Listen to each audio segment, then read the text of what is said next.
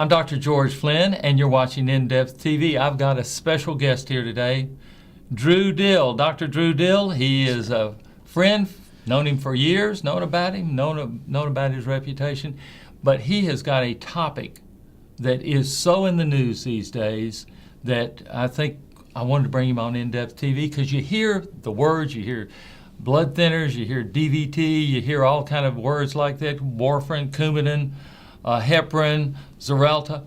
What are these things? Thank you for being here, Drew. Absolutely. It's a great question. This is something that is plastered all over the news. And if you're watching evening news, you'll oftentimes see commercials for, have you had a bleeding event? You'll see commercials for Xarelto, Eliquis, and some of the other blood thinners, and then you'll see sometimes some comments about warfarin as well. Well, the thing I see about them, they'll tell you, you should take this, and then for the next 5 seconds of take this, 25 seconds, well, you may have this side effect, this side effect, this side, and they say it very calmly and very, very quietly. But tell us about blood thinners, how they work, and then we're going to get into the side effects. So blood thinners in general are there to thin your blood, and we use them for various conditions such as atrial fibrillation, or if you've had a blood clot like in your leg, or a blood clot that's gone to your lungs as well, or we use them for prevention of stroke if you've got atrial fibrillation or if you've had a stroke, okay? If you've ever seen blood, let's say you've cut your finger and blood pooled on the table, you'll see after a minute or two, it becomes jelly-like. It coagulates. It's a clot, okay? So if there's an area of blood flow that is slow, it can then clot. And so that can happen in your legs. Post-operatively, for a hip or knee transplant, you're laying in bed, that's a risk factor for developing blood clots. So we also use blood thinners post-operation for certain types of procedures to prevent you from developing a clot. And there's different ones that we use in the hospital that are shots or intravenous, such as heparin or Lovenox. But when you're going home, and if you need a blood thinner, it's much easier to take an oral blood thinner, or anticoagulant is the other term. But what we want to discuss today is the differences in these blood thinners. Well, I would like to, but we have a lot of people watching that haven't had surgery or not going to have surgery. What would you recommend for someone, and sorry to throw you off your game here, what would you recommend for someone taking a long car trip or a long airplane ride?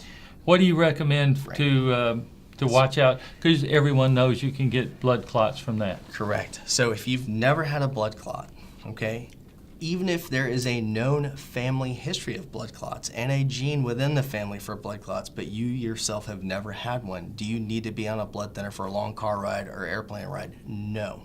Are you at an increased risk? Yes. But what we would recommend is pumping your ankles and feet, or getting up and walking around, or stopping the car every 30 minutes to an hour to walk around, okay? Just to get circulation going.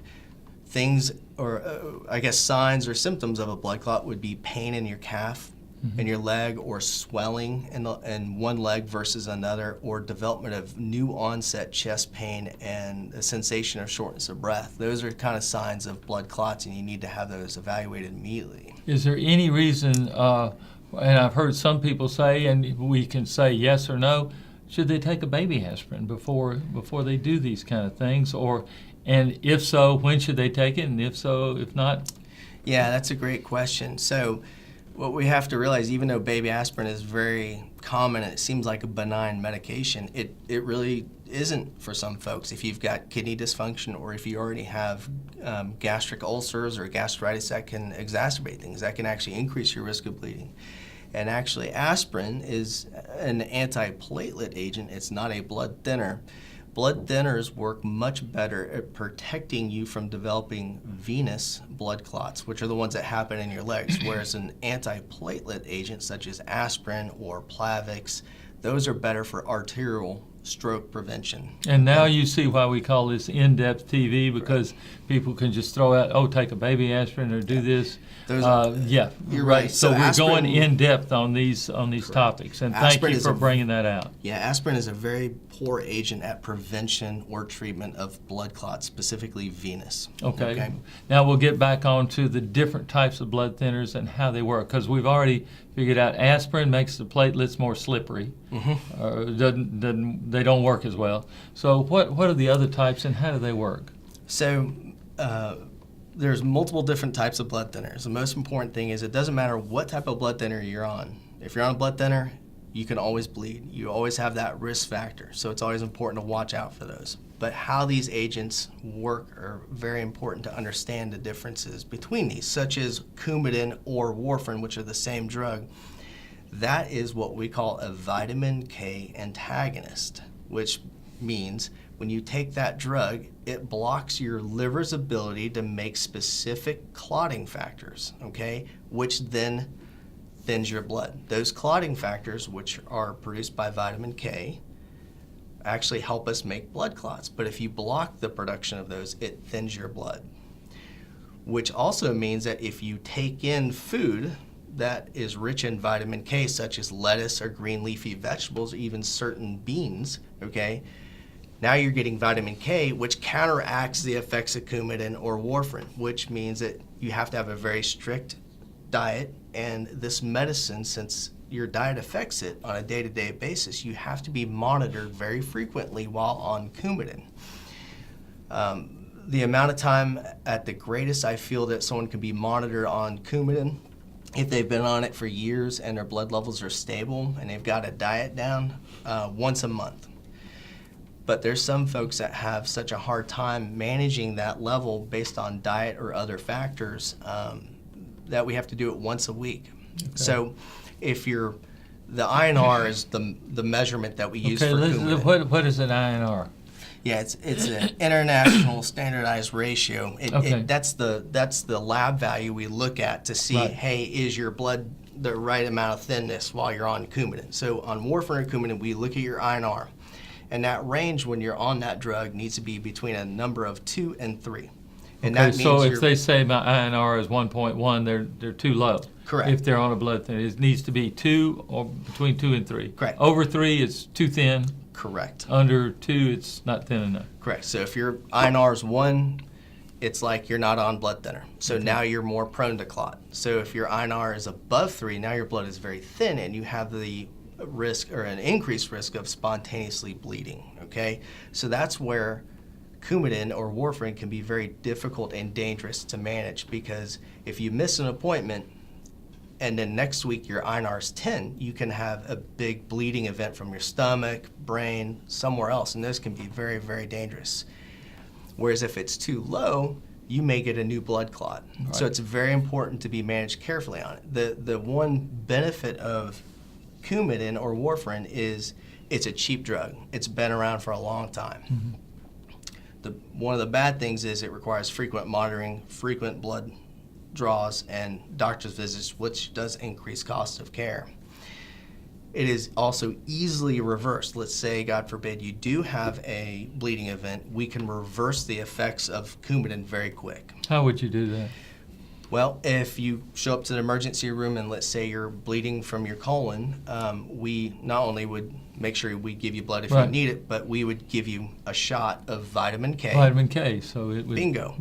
And we may have to give you plasma, which has all those factors that you don't have from taking that medicine, and that can reverse those levels very quick.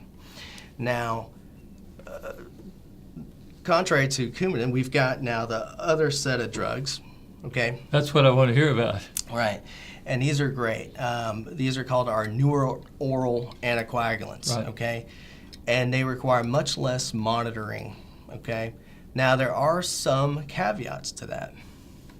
We typically need pretty decent kidney function, okay? You can be on, now, back up, you can be on Coumadin and be on dialysis. You can be on Coumadin with really bad kidney function because Coumadin is not metabolized or excreted by the kidneys. So kidney function doesn't affect that, whereas kidney function does affect these newer agents.